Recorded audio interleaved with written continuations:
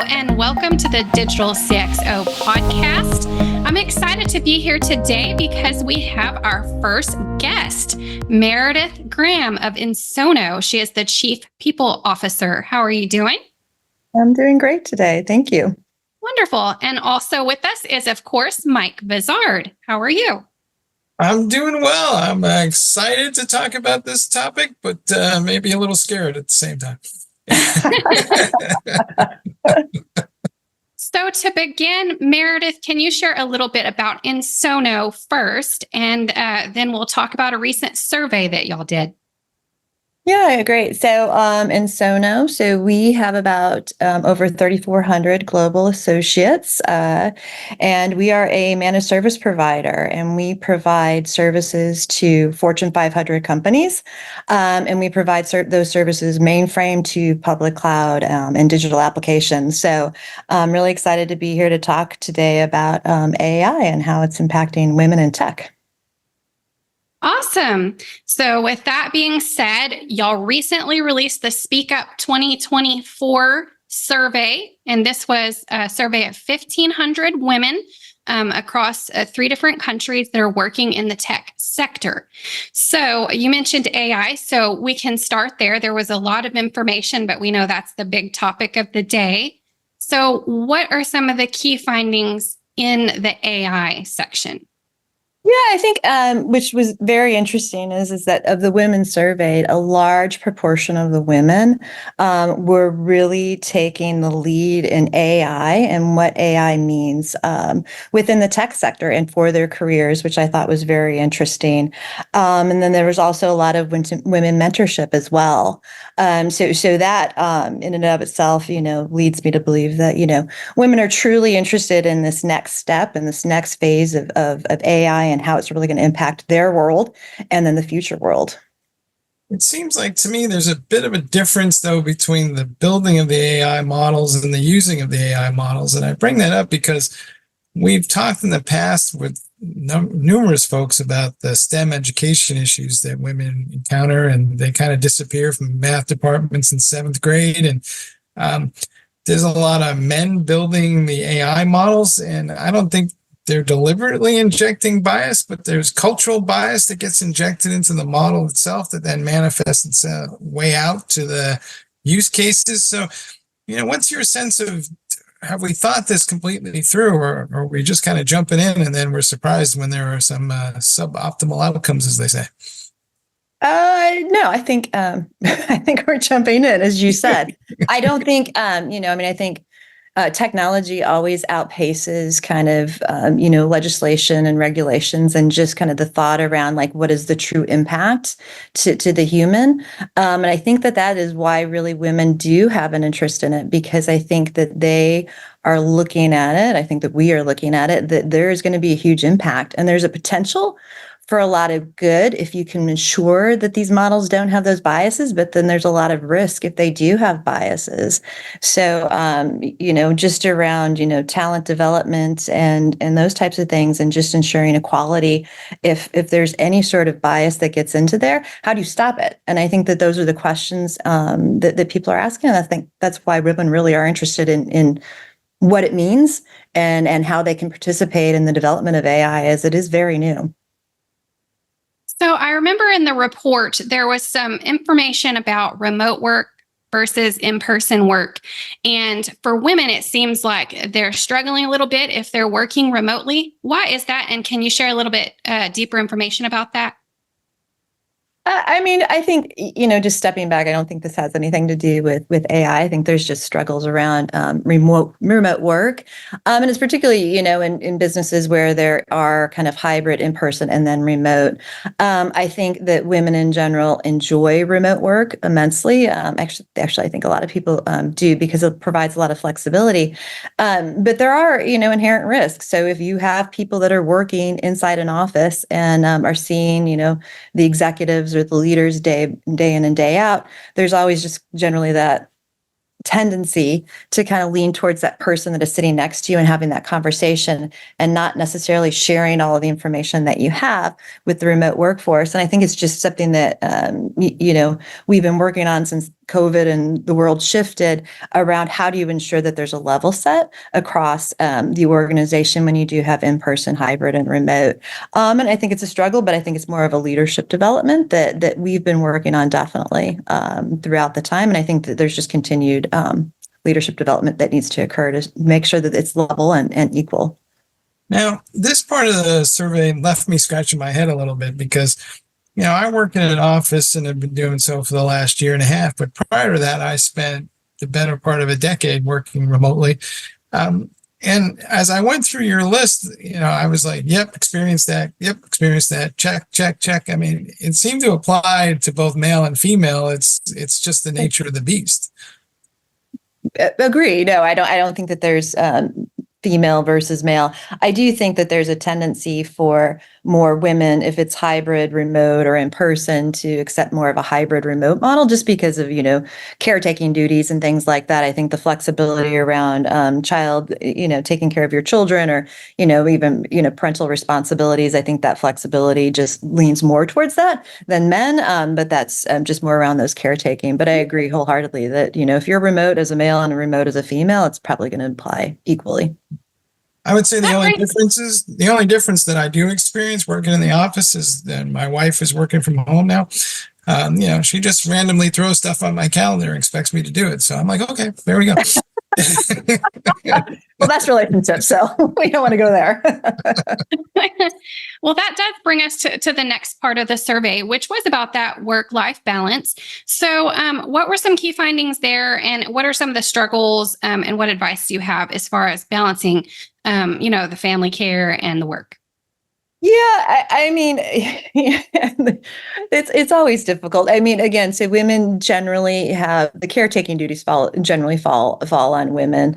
That's not always the case, and so there are struggles around that work-life balance. But the remote hybrid, I think, really enables individuals and women to have that flexibility and to be able to do the work that they need to do at different hours and not always be, an 8 to 5 type of thing. So, I wish, people with children and I would say that 8 to 5, is doable for most, but it isn't, in reality. So I think, that flexibility in how and that hybrid really is very important. And I think, some of the mandates that employers are giving around being in the office on Tuesdays and Thursdays, I think that is adversely impacting women because, I think they want to be able to have the opportunity to come into the office when they can be in the office and what works for them within their lives. So I think those mandates are adversely impacting a lot of women, and hopefully people will look at it as encouraging more women to come into the office, but not those mandates. We were just having this debate on the Tech Strong Gang, which is another show that we do. And I think Amanda was involved in this. And we were trying to work out the nuances of, well, you're working remote, but you're kind of have different hours and different times. And it's hard to sync up and kind of get everybody on the same page at the same time when we're all talking about the same thing. On the other hand, if we force everybody to live in San Francisco and New York, we limit the scope of the jobs that are available, and it's probably bad for the economy and it's bad for everybody in general because we're not being as inclusive as we might. So how do you kind of strike a balance between those things where we're trying to stay engaged with each other, but at the same time we don't want to require everybody to work within a 2-hour commute to the office? Yeah. I mean, so, I mentioned at the beginning, we're a global workforce. Half of our workforce is in India, a portion is in Europe, a portion in US. I think, that said, most companies are going towards those global, and you find those times where you connect and where it's important, and you prioritize those meetings, you prioritize these Teams meetings, these Zoom meetings, to make sure that everybody's on the same page. To mandate people near offices are also excluding, if you look at the global workforce, huge groups of people. So that India workforce, they tend to work late so that we in the US can get up early and Europe can be in their afternoon, so we can all collaborate equally. So I think it's just setting those expectations around what's important and the timeline of, those hours that you have to be available, and ensuring that you work around that. I think most people would agree that, they can make that work within their schedules as long as they know in advance. What did women have to say as far as the overall work culture? I know there was some information in there about the culture. Yeah, I think, overall, there was good news around how I think that women are feeling more connected in the workplace, and things are really improving. I think, that said, some of the feedback was that there's still some areas of improvement that need to occur. I think there was still some feeling around microaggressions and some limited discrimination. And I think, again, it's around developing our leadership. It's developing the culture in the organizations to break down those barriers. But overall, based on where we were, a few years back, when we did the first survey to where we are today, I think that most women kind of expressed that they saw a lot of positive improvements, which was great. Mm-hmm. Is it your sense that, that's a marginal improvement, or is it your sense that we still got a long way to go, or where are we on this journey before the guys run around and declare victory? Yeah, no. I would never declare victory. So, and it was only 1,500 women. So it was a sampling. But I think it's great, though, that we're starting to see improvement overall. Where we were, even 10 years ago, even before we started doing the survey, I think women would say that we've made significant improvement, but I still think that there's a long way to go to true equality within the organization. And a lot of that too comes from, if you look at the tech sector, there's not a lot of women still in leadership roles, and true equality comes from having, equal parity throughout an organization. And so there is a lot of work that still needs to be done. But that said, there's been improvement. And so I'm really happy with what I've seen and heard. Wonderful. And I do believe the survey did show that there are more women entering into the tech sector. Is that correct? Yes. So there's definitely more women entering the tech sector. So we definitely, and even in Ensono, we've seen a lot of, women joining where we're getting into an equal parity situation at those junior levels. But again, still a lot of work to be had, particularly in the senior levels. Do these issues also apply to other forms of inclusion that we're trying to achieve, whether it's LGBTQ or it's just simply people of different economic backgrounds? Are we making progress across the board, or is it just that we've been focused on this one area, but we still got a long way to go in other areas? I think we've made progress in a lot of areas, just because there's such a strong awareness around bringing inclusion into the workplace, bringing equality. Every study that you read, the more diverse you are in an organization, the stronger you are. The greater revenues, the stronger organizations, because you just need those different voices. Bringing in people that are all from the same background and same age, grew up the same, that doesn't lead to a lot of diversity of thought, and I think we need that diversity of thought. So there's been progress. It's just there needs to be a lot more, and our survey focused on women, but I agree with you. There needs to be a lot more just around the ethnic side, and then also LGBTQ plus. So, and I think the last segment of the survey shared a little bit about what women value as far as benefits from their work. And so what were the most valued benefits from the workplace? Yeah, I think there was a lot around, skills enhancement and development. So making sure that there's those career paths were very important. I think the flexibility was noted. And I think there was a lot of, just information just around also being part of decision making, and being able to decide where the organization is going. And, going back to, the beginning of the topic around AI and women in tech, I think a lot of women are interested in that because they want to be part of that decision-making process. Like, what is Ensono going to be doing? What is my company going to be doing with AI? How can I assist? How can I enable? How can I be part of that? And so, enabling women to lead the organization and help, move the organization and directionally is very important, is what we read in that survey.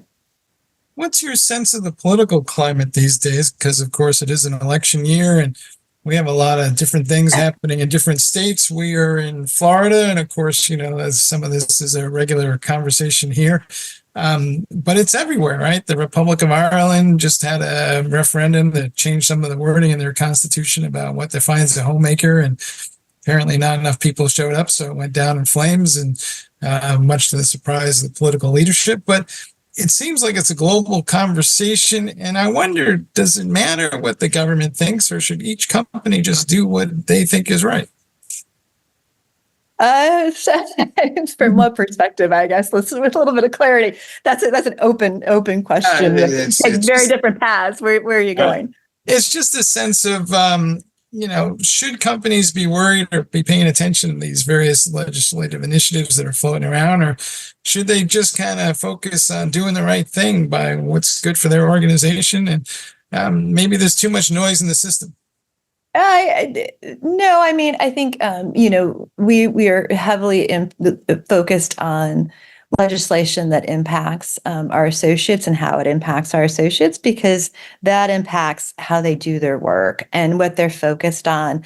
And so, monitoring what's going on within, where we do business is very important, so that we can address concerns that come up from it. There's a lot of divisiveness, in the world today, and that does impact people. And so, we need to do the right thing, but we also need to support all of the people that work for us in these, kind of volatile times. And so, if necessary, we, as Ensono, I'm sure would get involved in an initiative if we thought it was going to have a huge impact on our associates and the way we do business. At this point, we haven't got to that point. But I think it's something that, organizations and leaders just need to be concerned about, because it does have a huge impact on how people live their day-to-day lives. Wonderful. So I think we have covered most all the sections of the survey. So if there was one key takeaway that you could leave our business leaders with today, what would that be?